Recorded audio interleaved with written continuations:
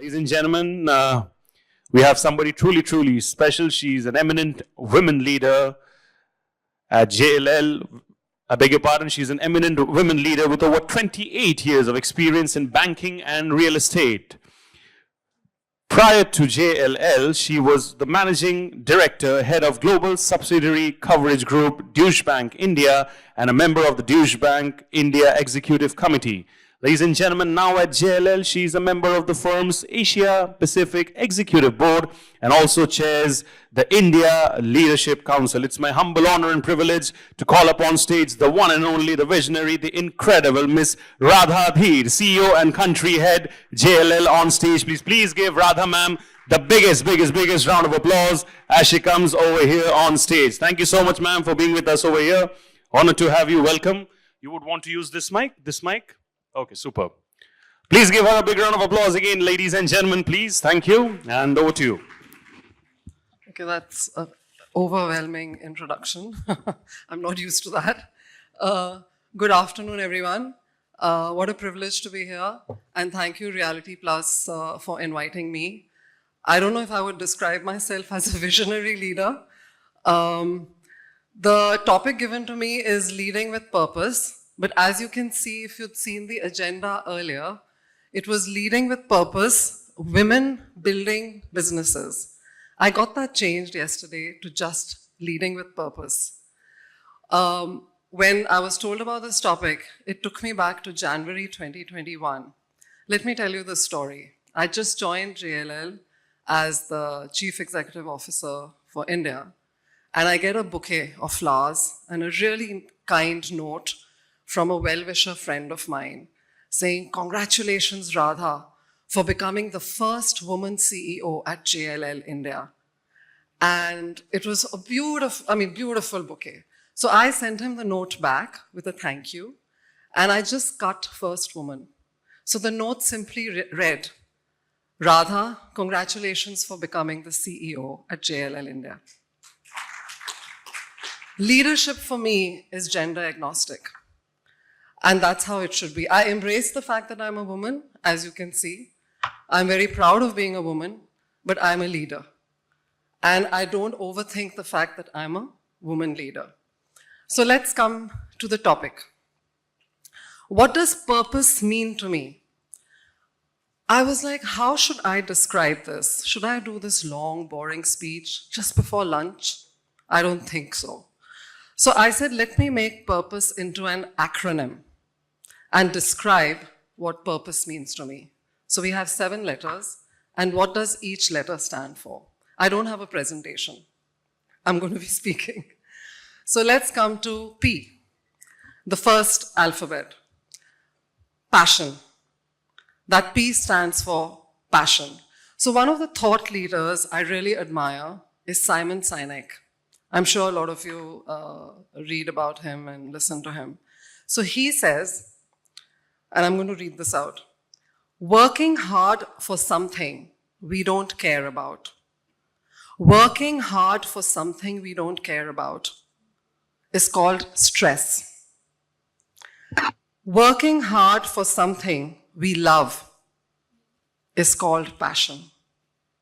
And passion is at the center of everything that a leader does, is at the center of what drives a leader. It brings its energy. I feed on energy. I'm very passionate about everything that I do, whether it's personal, whether it's professional. Personally, whether it's on my fitness, whether it's on my music, I give everything my full passion. And as a leader, you have to be passionate. You have to bring energy. And that drives confidence into your team. So you cannot be a leader without passion. Let's come to you. Utmost integrity. This, for me, is non-negotiable. And what is integrity? It is the foundation of trust. And as leaders, we have to hold ourselves to the highest ethical standards. This is non-negotiable. And what is high ethical standards? It's being honest, it's being transparent, and more importantly, being consistent in your actions and your words. If you uphold the highest ethical standards, you will inculcate trust in your team, and that will bring about loyalty. And that's what we need as leaders. Let's come to R. No surprises. If any one of you would have made this acronym, you would have chosen the same word: resilience. Nobody's career journey is an upward graph. There will be obstacles, there will be setbacks, and oh my God, there will be failures. If you meet any leader and they say, you know what, I've had this success, I was so focused, everything's been great, they're talking bullshit. I've had my fair share of setbacks, obstacles, failures, challenges. I've been through a financial crisis. I've been through COVID. At that time, I took a bold step of leaving the job I was at. I mean, we've all gone through our share. Everyone over here, all of you are extremely inspiring leaders, women and men. And we've all gone through our fair share of challenges. But what sets a leader apart is the ability to bounce back. It's the ability to keep moving forward. And that is what is resilience. And that inspires your team. You have to have that ability. Let's come to the other P. People first. We are as good as our team. Surround yourself with people who are more talented, smarter than you. I am not the smartest person at JLL India, believe me. But I have the smartest people around me. And empower your team. Give them that safe space to grow. One person cannot do everything. You have to put your people first. Empower them, give them the space, watch them grow, and see how success comes. So people first. O. Well, people who know me know that O is optimism for me. I'm an extremely positive person, and I always have a positive attitude to everything that happens in life. And this has helped me as a leader. Why? You don't want to see a depressed leader walking in like this into the office. You have to be optimistic. You have to bring energy into the room. And there will be obstacles, but optimism and energy will help you come up with solutions, innovative thinking, and that's what it has done for me, being optimistic. And the people who work with me in my team, and Charu's here and Namita's here, they'll tell you, I don't get stressed. If there is a crisis, I will not focus on why did this happen.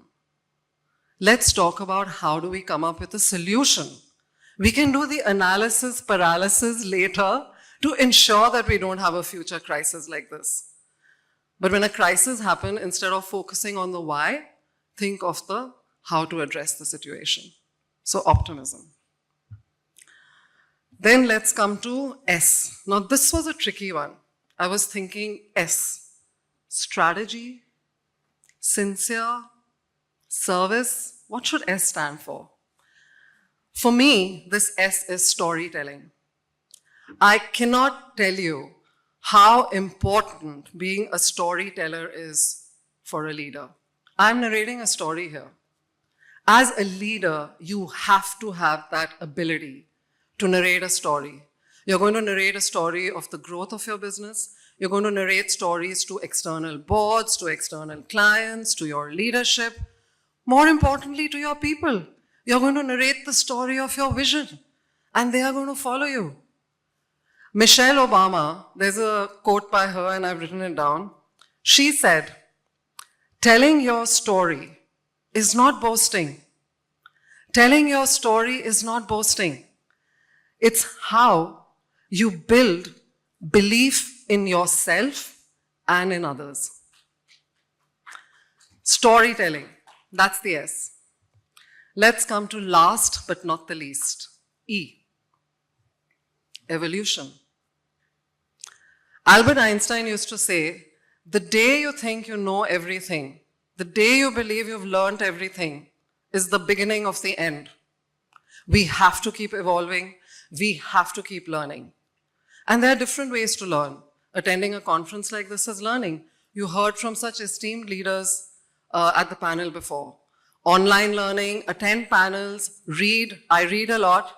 I recently took a break and went to Stanford to attend an executive program. Oh my God, it was mind-opening for me. You have to keep learning. And why? As organizations, as leaders, we have to keep adapting. We have to be nimble. The environment around us is changing so fast. Go back to history and think of organizations which were so emotional about their business models and didn't adapt quickly. Does anyone know BlackBerry? It doesn't exist. You have to evolve. You have to keep learning.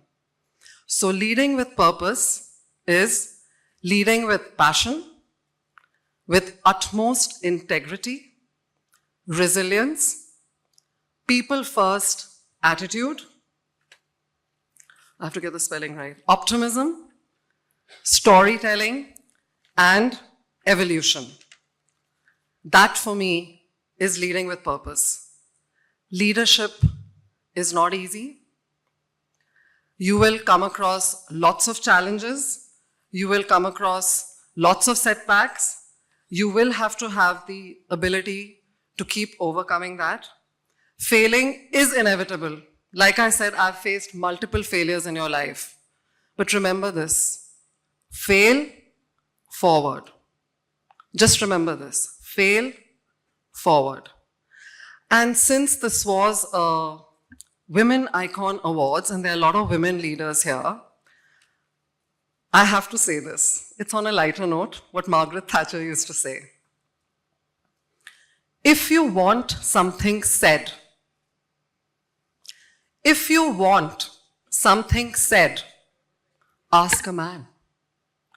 If you want something done, ask a woman.